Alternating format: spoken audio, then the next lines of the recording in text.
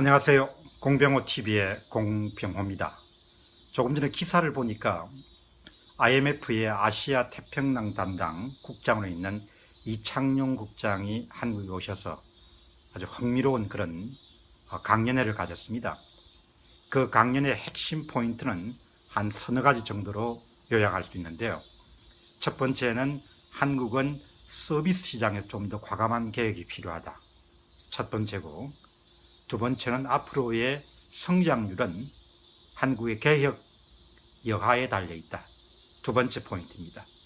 그리고 앞으로 한국의 성장률은 개혁 이외에 또 한 가지는 인구 구성비, 인구 증가율이 어떻게 달려있다에 달려 있다. 이게 두 번째입니다. 세 번째는 한국은 중국의 성장률에 상당 부분 많이 영향을 받기 때문에 중국이 앞으로 어떻게 성장하냐가 중요하다. 중국의 성장률이 1% 떨어지면 한국은 0.35% 정도 떨어지고, 중국의 성장률 가운데 12%가 소비재가 차지하고 있다. 이런 내용을 발표를 했습니다. 어쨌든 우리가 평소에 갖고 있는 상식하고 굉장히 비슷하기 때문에 특별한 것은 없습니다. 그러나 IMF에 있다 보면은 좀 더 국제적 시각에서 다양한 그런 정보를 입수할 수 있기 때문에 한국 경제를 어떻게 바라보는가에 대해서 흥미를 가지신 분들은 그분이 지적하는 한 서너 가지 정도의 점을 한번 주목할 필요가 있다고 봅니다. 특히 중국 경제의 앞날에 대해서는 IMF는 GDP 대비 부실 규모를 7% 정도, 그리고 다른 에코노미스트들은 한 30% 정도를 예측하기 때문에 7% 정도면 충분히 중국 정부가 관리 가능한 수준이다. 그러나 7%를 넘었을 때는 잘 모르겠다. 이런 이야기를 했습니다. 어쨌든 IMF가 7% 정도 예상을 했으면은 제 생각은 7%보다 훨씬 더 크겠구나, 그런 생각을 하게 됩니다. 왜 그런가 하니까 관이 지배하는 그런 종류의 금융 산업을 갖고 있는 경우에는 아무래도 정실의 기반을 둔, 정치 권력의 기반을 둔 그런 금융 자원의 배분이 불가피하기 때문에 아마도 중국은 IMF가 예상하는 것보다 훨씬 더 큰 규모의 부실을 갖고 있지 않겠느냐는 생각을 갖게 됩니다. 어쨌든 한국 사회는 조금 더 이렇게 박차를 가해야 될 것 같아요. 그렇지 않으면은 아마 어려움을 피할 수 없지 않겠냐는 생각을 저는 개인적으로 갖고 있습니다.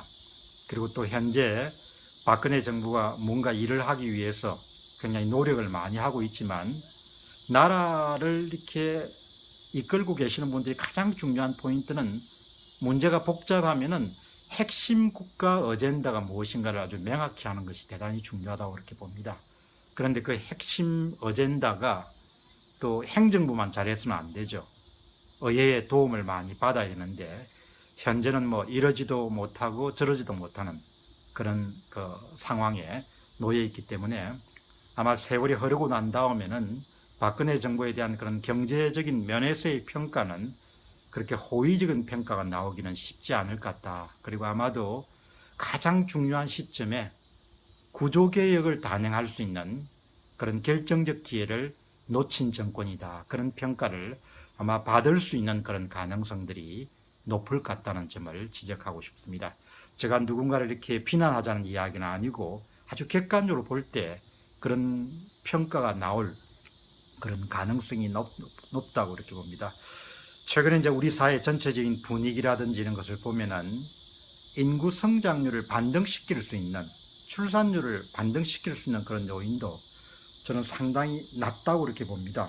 뭐 비관적인 그런 견해를 가지는 것은 그렇게 좋은 일은 아닙니다만은, 현재 출산율이란 것이 그냥 아이를 낳을 것이냐 낳지 않을 것이냐 그런 한 개인의 의사결정에 관련된 것이 아니고, 현재 출산율은 한국 사회 구조개혁과 굉장히 밀접하게 연결되어 있는, 다시 이야기하면 교육비 지출이라든지 또 교육제도라든지 그 다음에 주거비 문제라든지 그 다음에 가처분 소득의 증가 가능성과 같은, 그러니까 한국의 구조개혁과 출산율 문제가 떨어질래야 떨어질 수 없는 그런 관련성을 맺고 있기 때문에 수십조에 수백조 정도의 돈을 투입하더라도 이 문제를 해결하는 것은 쉽지 않을 것이다. 그래서 결론을 이렇게 가면은 결국은 한국 사회가 갖고 있는 우리가 너무나 잘 아는 공공섹터의 규모라든지 영향력, 노동시장의 구조개혁이라든지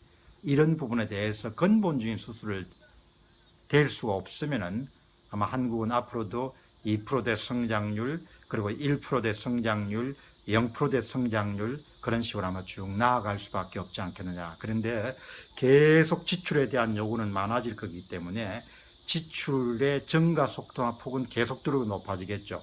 그러면은 어느 수준까지는 정세를 통해 가지고 좀 더 가진 사람들에게서 세금을 매겨 가지고 가져올 수도 있겠지만, 그것도 어느 정도 한계가 있겠죠. 왜 그런가 하니까 지나치게 정세나 세율을 올리는 경우에는 아마 부작용이란 부분들을, 경제활동의 축소와 같은 그런 부분들이 발생할 수밖에 없기 때문입니다. 그래서 정말 지금 이제 우리가 그런 우리 사회를 좀 직시하고 바꾸어 갈 수 있는 그런 이제 노력이 필요한데, 그렇다고 해서 사람들한테 지출 구조를 줄여달라 이렇게 요구하기도 쉽지 않은 것 같습니다. 매일 신문을 보면은 20만 원짜리 주는 프로젝트, 60만 원짜리 주는 프로젝트, 300만 원 주는 프로젝트들이 계속 나오기 때문에 공짜 권하는 그런 사회라는 큰 추세를 넘어서기는 어렵지 않겠느냐, 그런 생각을 하게 됩니다. 어떻든 경제는 아주 정직하죠. 뿌린 대로 씨앗을 거둔다는 그런 표현처럼 아마도 우리가 적절한 시점에 필요한 그런 개혁을 단행해서 고통을 감내하지 못하면 아마도 우리는 외압에 의해서 큰 비용을 치르는 그런 상황이 벌어지지 않겠느냐, 그렇게 봅니다. 이번에 우리가 어이없게 남미 국가에서 축구의 전 그런 기사를 보니까 전반전에 결정적 기회들을 못 살렸던 것이 후반전 패인의 요인이 됐다, 그런 기사를 저는 인상 깊게 읽었습니다. 경제도 마찬가지죠. 항상 기회가 주어지는 것이 아니고 뭔가 변화를 시도할 수 있는 그런 시점이 있는데, 그 시점을 놓치게 되면 또 다음에 더 큰 비용으로 다가올 수 있지 않겠느냐는 점을 생각하게 됩니다. 이창용 IMF의 아시아 태평양 담당 국장이 이야기하는 세 가지 포인트. 첫째는 한국의 개혁, 두 번째는 한국의 인구, 그 다음에 세 번째는 중국의 성장. 이 세 가지 요소에 따라서 한국의 성장률이 결정될 것이라는 부분을 제가 보면서 떠오른 단상을 여러분들에게 말씀드렸습니다. 공병호 TV의 공병호였습니다. 여러분 감사합니다.